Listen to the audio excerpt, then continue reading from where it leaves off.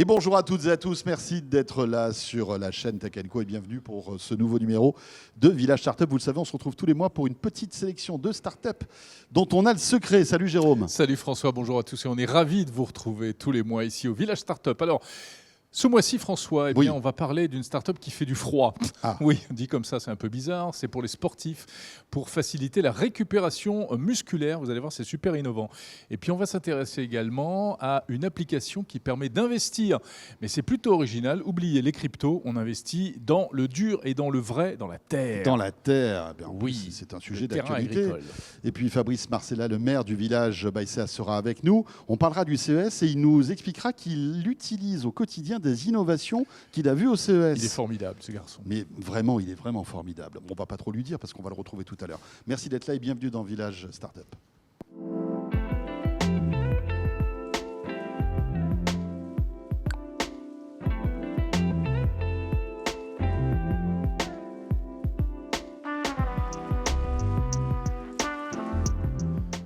Voilà, je le disais, on va commencer avec du sport. Ça, Ton c'est bien. sujet de prédilection Ah, mais c'est vrai. favori. C'est vrai. Car François est un sportif de haut niveau. Le comme sport et chacun les sait. échecs. Tout à fait. Les deux sont importants pour moi. Voilà, si vous êtes sportif, vous savez que parmi toutes les choses que vous avez à faire, avant, après vos exercices, il y en a un, et puis qui peut consister dans certains cas à prendre soin de vos muscles, et notamment grâce au froid. Il y en a une start-up qui fait du froid, qui est avec nous. Exactement. Et Guillaume Bodelski est avec nous. Bonjour Guillaume. Bonjour. Et vous êtes donc le fondateur de Freecovery, qui est donc cette innovation que vous avez apportée ici même sur cette table, qui est composée donc d'une petite bonbonne de gaz qui va procurer le froid, et puis donc après tout le dispositif qu'on va accrocher. Expliquez-nous déjà, pourquoi vous avez eu cette idée, à quoi ça sert. Voilà. L'idée, Et on met 6 minutes, bien évidemment, puisque c'est le principe. Ouais, Là, tu mets 5. Ça commence mal, j'ai mis 5. Ouais, Non, on va pas. Jérôme a un problème de configuration. Mais vous savez quoi, c'est tant pis pour lui, c'est le bonus. Peut-être parce que quelqu'un est passé par là et m'a déréglé tout mon truc. hein. Alors Allez, expliquez-nous. c'est parti. donc je m'appelle Guillaume Delski, je suis un sportif, je fais des sports d'ultra-endurance, donc des trails de 100, 140 km, des triathlons format Ironman. On s'entraîne 8 à 10 heures par semaine, on a souvent mal au mollet, donc on cherche à optimiser sa récupération musculaire. Donc j'ai testé les poches de glace, les bains cryo, tout ce qui était cette partie-là. Et ça m'a fait du bien, notamment la cryothérapie en corps entier. Et je me suis dit pourquoi pas la faire après ma sortie vélo, après un trail. Donc j'ai eu l'idée de trouver une solution de récupération qu'on peut utiliser n'importe où, n'importe quand, sans contrainte de lieu et de temps. Et donc je suis parti de là au niveau de mon idée. Bon, donc c'est beaucoup plus simple, beaucoup plus portable, hein, cette espèce je sais pas comment décrire, enfin d'appareil Dispositif, qui se met sur la cuisse avec une petite bombe qui fait du froid.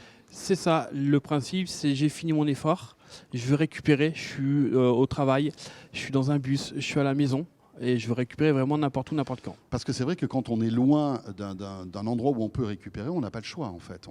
On attend. C'est ça. Et c'est là où votre solution pallie à ce problème. Tout à fait, parce que le principe de la récupération musculaire, c'est j'ai fini mon effort, Ouais. j'ai une fenêtre d'1 heure et demie pour la faire.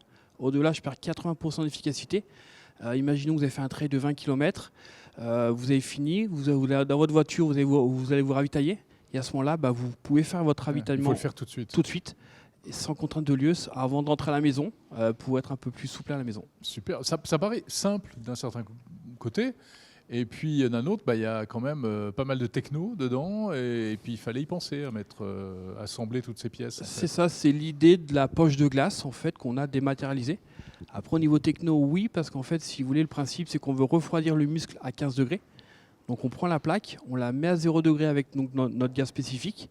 Et à chaque fois, la plaque va se réchauffer avec la température du corps. Et nous, on va réinjecter du gaz pour maintenir à 0 degré, pour faire en fait ce qu'on appelle la vasoconstruction au niveau scientifique. C'est instantané, ce froid.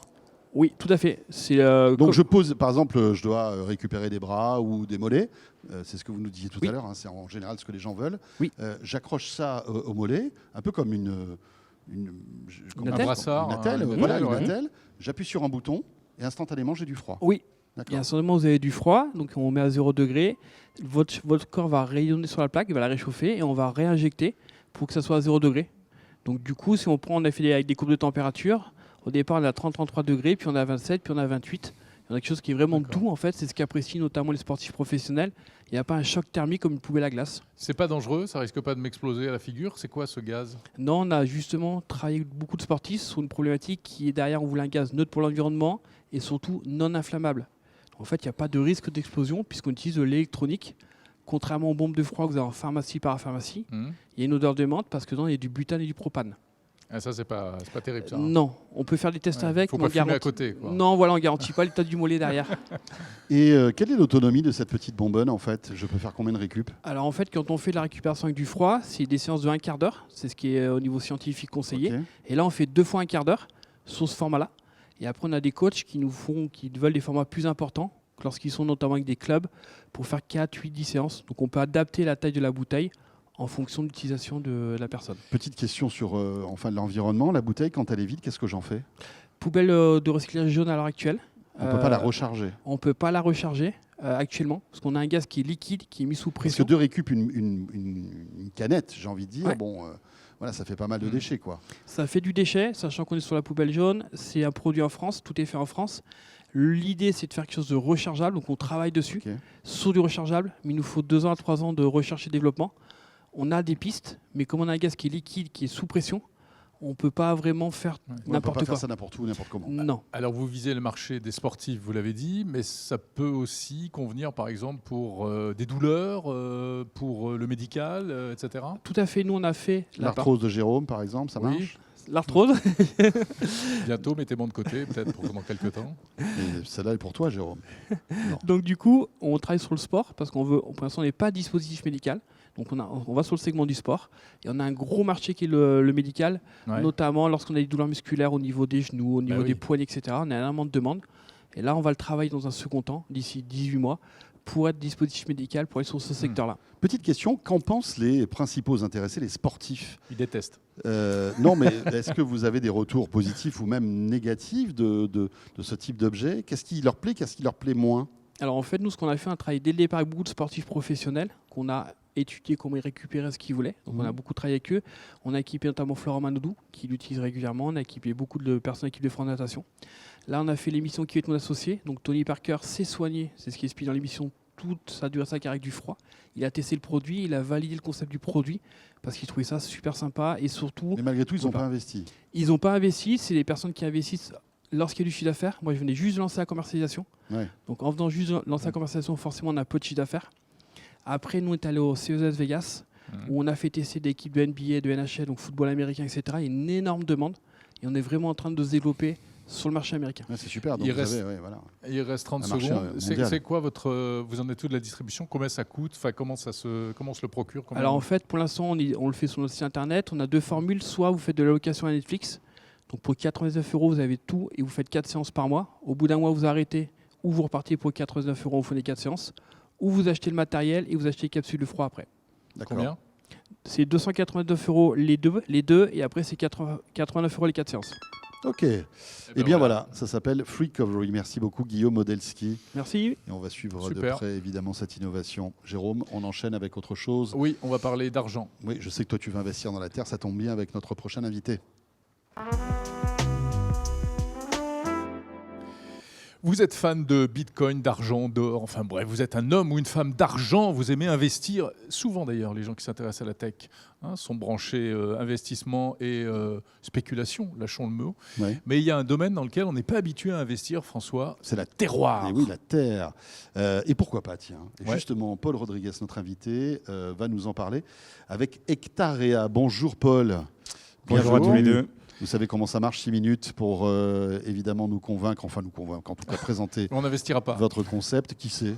On ne sait pas. On va essayer. On va voir. Alors, justement, présentez-nous Hectarea. Alors, donc chez Hectarea, on permet aux particuliers d'investir très facilement dans la terre agricole dès 500 €. Et en fait, notre mission, c'est vraiment de reconnecter les particuliers avec les agriculteurs qui les nourrissent.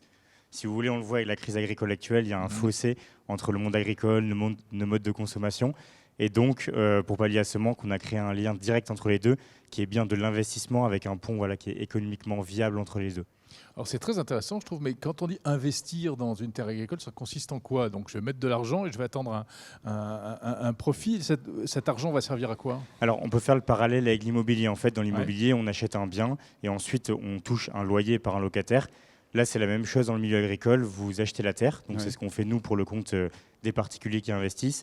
Et ensuite, l'agriculteur, en échange de ça, il va donc verser un loyer qui est reversé directement aux particuliers qui ont investi sur la plateforme. D'accord. Donc avec un système assez simple, tout ça c'est encadré par ce qu'on appelle des bons ruraux, qui sont en fait les loyers et le système pour le monde agricole. Mhm. Et en plus de ça, l'agriculteur va pouvoir communiquer avec les particuliers sur la plateforme avec un espace comme un Facebook ou un Twitter où il pourra mettre des photos de l'activité Ah oui, et en de ce ce moment qu'il je fais fait. ça. Exactement, au-delà du financier du coup. Ouais. D'accord, Alors, ouais, c'est en plus, sympa. vous arrivez à point nommé parce que, bien évidemment, la crise agricole que l'on vit actuellement en France prend encore plus de résonance avec votre service. Parce que l'idée, évidemment, c'est win-win pour tout le monde. Expliquez-nous un petit peu ce que gagne l'agriculteur en passant par votre solution.